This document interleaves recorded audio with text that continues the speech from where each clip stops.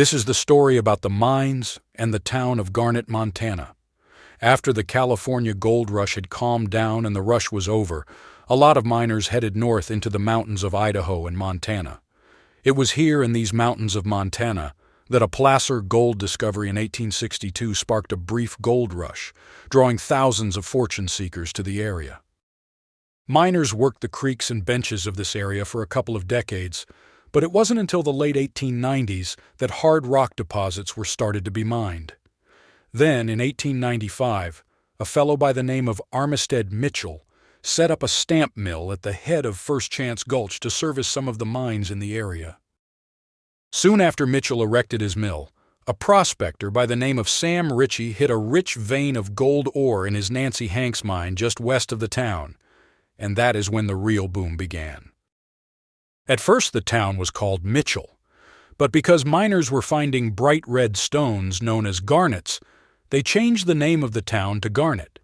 This town and area became home to several productive mines, including the Nancy Hank mine. This mine reportedly yielded about $300,000 worth of gold, while an estimated $950,000 was extracted from the other mines in the Garnet area. By this time, there was nearly 1,000 people who resided in Garnet. There were 4 stores, 4 hotels, a couple of barber shops, a school with over 40 students, a butcher shop, a doctor's office, and over a dozen saloons, along with a red light district. Another significant mine in Garnet was the Ruby Mine, which was famous for its high-quality garnets. These garnets, prized for their deep red hue, were used in jewelry and adornments across the nation.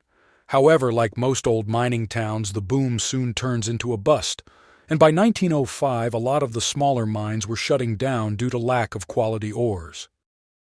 This caused a lot of the miners and townfolk to leave, but others stayed on.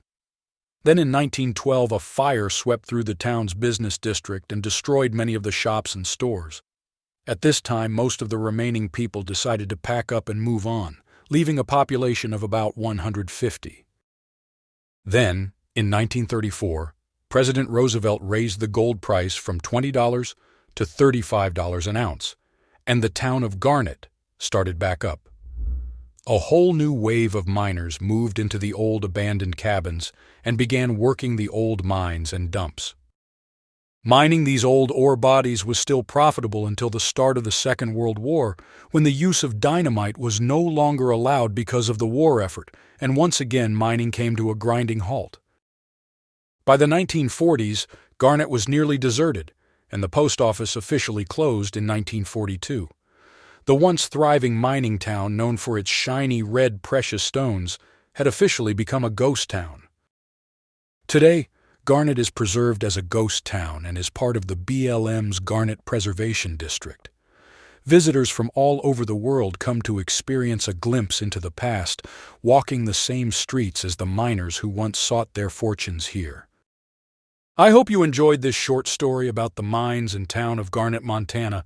Please like, share, and subscribe so we can continue to bring you more old lost mine stories.